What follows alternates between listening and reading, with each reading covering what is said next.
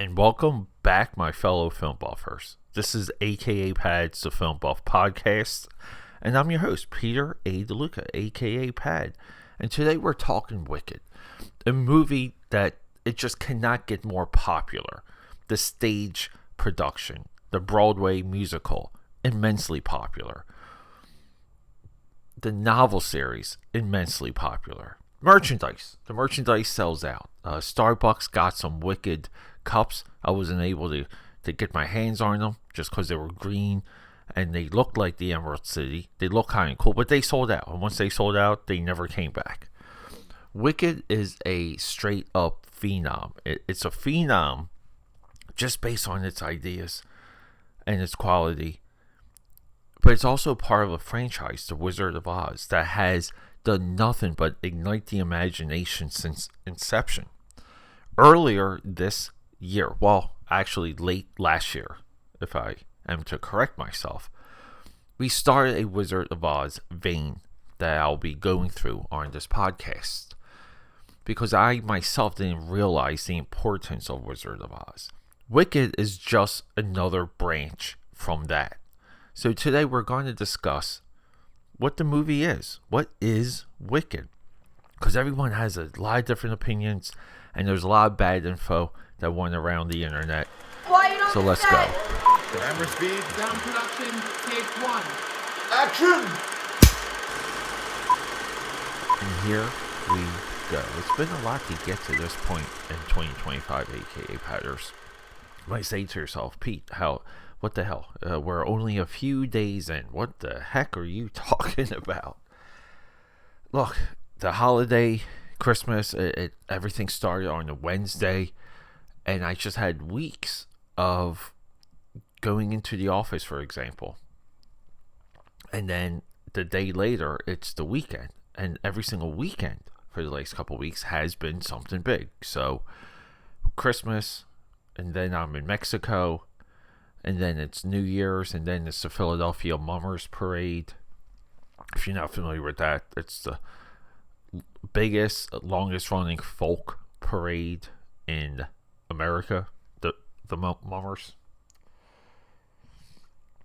It's just been a lot of stuff, and I've had AKA Pad things to do. I call them Peter projects when I talk to friends and family. So a big Peter project was this migration. I've had to upgrade all of my data storage for quite some time. So as 2024 was marching on and winding down, I could see the writing on the wall. So normally, I would run around Philly and even like overseas everywhere. I would have about 4 portable SSD hard drives, solid state drives. These are the hard drives you want. No moving parts. Perfect, right? And I would travel around with about 4 of them.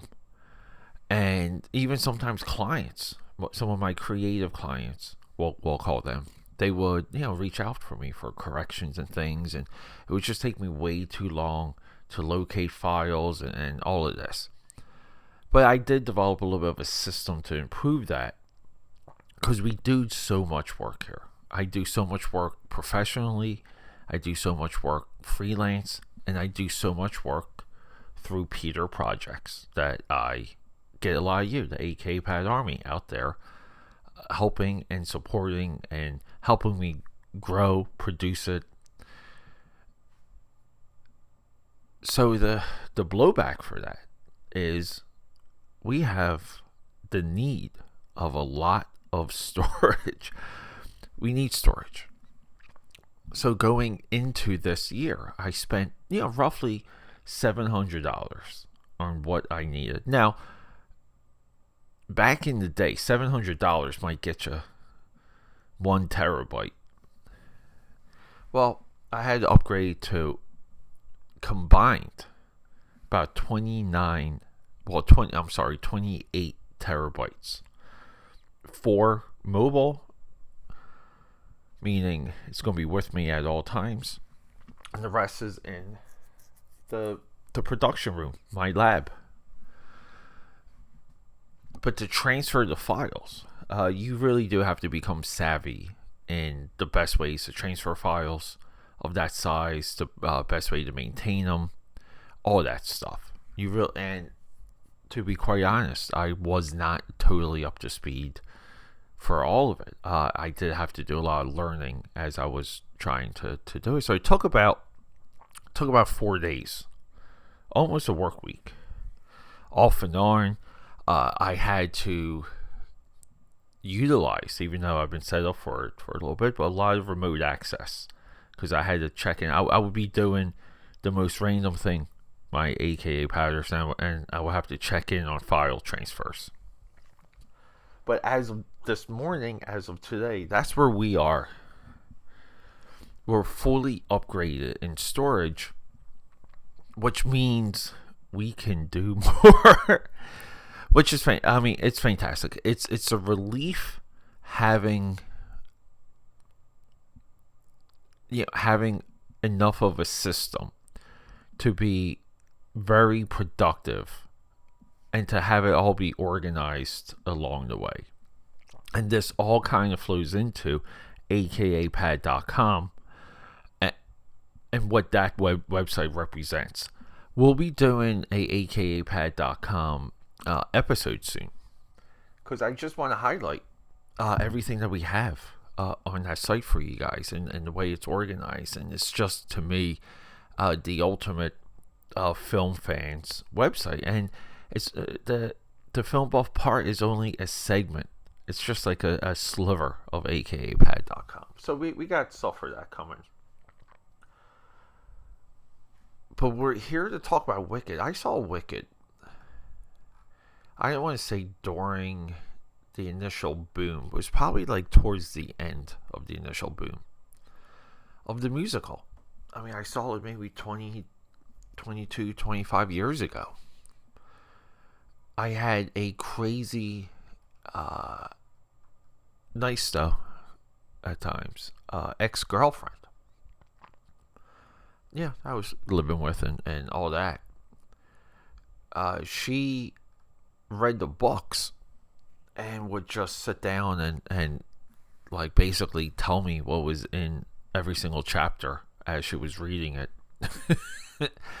So I know the initial books really well, and going into the novels, Gregory Maguire why does this guy barely come up and barely get credit when this franchise comes up? Because it really is a franchise. 1995, Wicked. Son of a Witch, 2005. So wow, 10 years between sequels. A Lion Among Men, 2008. Out of Oz, 2011. So I want to say,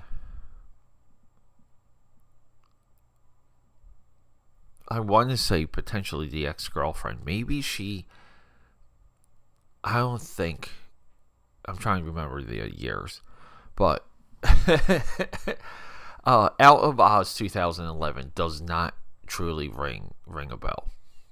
So maybe that one's out, but that's like the initial story arc.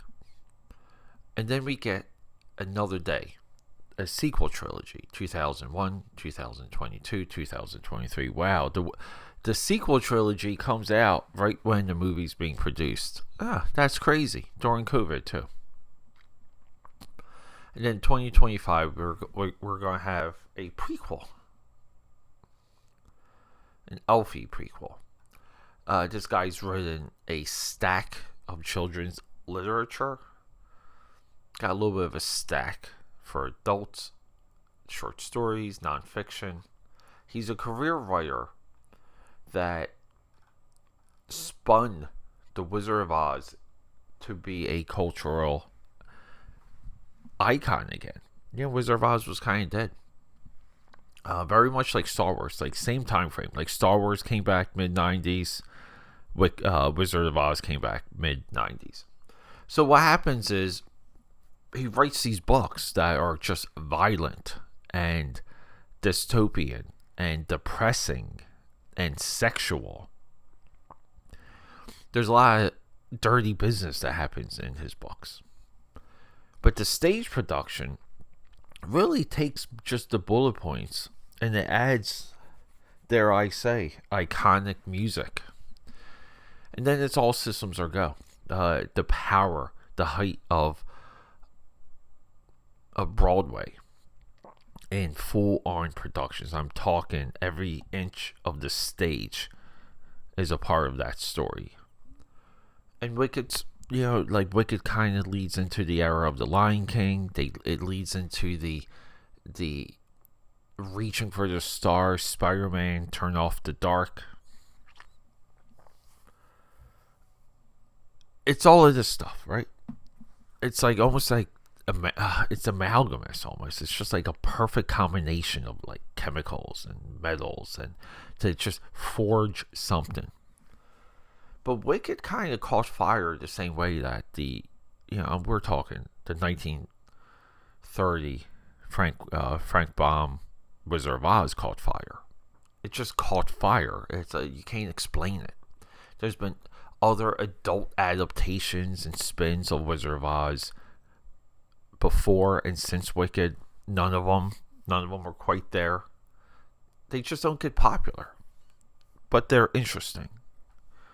So a part of this podcast, a part of this drilling and these deep dives we do is I've been going crazy, and no exaggeration, in everything Wizard of Oz since this movie dropped. And I found so much that, we're going to bring it to you. We're going to matriculate it to all of you. But Wicked's here. And Wicked is a part 1. I had no idea. I had no idea it was a part 1. No one told me, because it's not part of the title. I think you get the title part 1 at the end of the movie, which I'm fine with, because I feel this is a extraordinary feat. This is a Hollywood production. It looks and it feels it. This looks like it's a special effects showcase. This looks like this is a showcase for our actors and actresses. This is a showcase for the music. This is a showcase for what we can do with a musical. 2 of the best movies in the last 2 years, Wicked and Barbie, are 2 of the best movies of each year. I'm reaching a phase where, and it might be because I watch All That Jazz so much, of movies that incorporate everything. Like everything a movie can incorporate. Drama, comedy, introspection, teaching us, showing us something, a world we're not familiar with, acting, music, cinematography, like all of it. Like everything you could throw at a movie, it's there and it represents. I believe Barbie does that. All That Jazz, which I consider to be one of the greatest movies of all time, maybe the greatest. And Wicked does that, but Wicked does this on an Armageddon, on a Hollywood level, on an Independence Day level, on a Marvel Cinematic Universe level, meaning it's big, it's clear, it just looks bright, and you can just have it run. You can just have this movie go. Take a break, come back. The music in this movie's fantastic. The defying gravity bit at the end makes, like, the end is such a celebration, it's such a big moment, such a discovery of the characters of the of the Wicked Witch. But no, it's excuse me. The end of this movie makes you just want this part 2 to begin as soon as we hit the credits. You just want part 2 to happen. But with all of that, right? The movie costs $150 million. So maybe $300 million if we do the Hollywood arithmetic, because we gotta promote this thing. I live in Philly. This movie's made by Comcast Universal. You think the whole city just would be littered with Wicked, but the back of one of the Comcast corporate towers had Wicked signage. And I think there was a bus stop on the corner of JFK that said, get your Wicked internet. I don't know. I don't know what that company's doing sometimes. You literally have maybe the biggest movie since Barbie that reaches a female audience, by the way, which makes it totally special and unique. The girls have done a lot of work to save the box office the last 2 years. My AKAPADers. But you have this billion-dollar, trillion-dollar corporation. You have a terabyte corporation. And I don't know. I guess we have to go on the internet to know that this movie's coming out. It's beyond me. So, this movie makes about $600, almost $700 million. Fantastic. I think if this movie came out at a different time, it would be a $1 billion, $1.2 billion, maybe $1.5 billion franchise. It just would destroy everything. I don't know how well musicals do overseas. I would anticipate they don't do too well because there's a lot of culture in musicals, but I don't know. People do love American culture overseas. I think this movie's fantastic. I think this movie is a definition of what makes a movie. I think this movie is it's a stamp on Broadway adaptations in general. I think this movie is a home run when it comes to what else can we do with a franchise. I mean, Popeye just hit the public domain, my AKAPADers, right? We can do things with these characters. They're well known. They have the marketing built in. But it's a part one, and I'm getting a little bit weary of these part one, part two movies. I think a part of me is willing to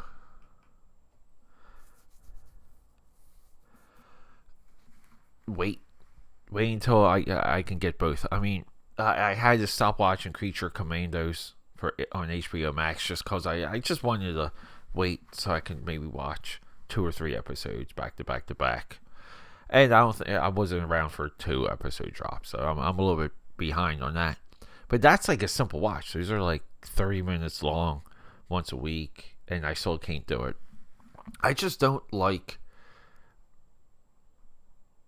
a movie intended not to have an ending. But this movie feels like it does. It has like a celebration ending. It also has a big dramatic moment where what's her name? Elphaba. That's the Wicked Witch. Where she really just separates herself from Glinda. They separate. The separation part, and there should be a level of angst to it. Doesn't quite hit home, but it's there, and you do feel it. The music is so well shot. It's so over the top. It's so, again, like perfectly Hollywood. Big shout out to this movie is directed by John M. Chu, and this guy. So I really want to see his first 2 movies. He directed in 2008 and 2010. He directed Step Up 2, The Streets, by the way, and Step Up 3D during the 3D craze. Thank you, Avatar. But then he makes, and he's 4 adaptations. Think about it. His first 2 movies are essentially sequels. A sequel is an adaptation of the original because there's a lot to emulate. And you do have a guidebook. You can't just create, right? Like you have to follow some rules when you make a sequel. 2013 makes G.I. Joe Retaliation. Just one of my straight up favorite sequels. I think G.I. Joe Retaliation just feel to me that's G.I. Joe. They have a giant tank at the end that's busting through walls. The Rock fights Firefly. So let's just go, right? G.I. Joe Retaliations there. 2015. One of the good adaptations. It's not visually what people wanted, but Gem and the Holograms is a good movie, aka Powders. That got trashed. I mean, you can't bring that movie up at all. 2016, he makes yet another sequel. This is his third sequel. Fourth, if we just put the step twos together. Now You See Me 2. Good movie. 2018, he makes we can say, cultural impact movie. You can go to Target right now, buy this book, Crazy Rich Asians. 2021, Oscar bait, In the Heights. Let's go. Musical Oscars. I mean, it pretty much, In the Heights led everything into Steven Spielberg's West Side Story. It really did. Then 2024 Wicked, and next year Wicked for Good. This guy he's a top tier filmmaker. He's also a filmmaker that seems to make studio movies. And some people might say he's just a formulaic hack, but there's a lot of story. There's a ton of nuance. There's the things you want in sequels in his movies. Like, someone comes on and makes a sequel. They direct the original because the original director or even crew has moved on. So you need someone to come in and be a professional and tell a good story. I don't know. I mean, what else do you want from a director? This is his biggest production. This has the most at risk. This movie, there's parts of this movie too that feels like you're on the production stage. And it fits within the original Wizard of Oz. It's just like visually, the way your eye moves around the screen. It fits visually within the Wizard of Oz. And that's one amazing thing. The internet seems to, I don't know what the internet, I was asking people on X. I don't even say Twitter anymore. We say X. I was asking people on X. What is the controversy? Like, what's the deal with this movie? And I don't know if someone said anything during the press junket. I don't know if Ariana Grande, I know there's controversy with her banging one of the co-stars, breaking up his marriage. But Cynthia Erivo, I love that last name, Erivo. I believe she was in a Harriet Tubman movie, I believe, if I can say that. I don't know. I mean, she kind of visually, I know in some of her interviews, she kind of looks like someone in drag, but she's not. She's a woman, and she is incredible in this movie. Cynthia is Oscar level in this movie. I'm just Harriet Tubman, right?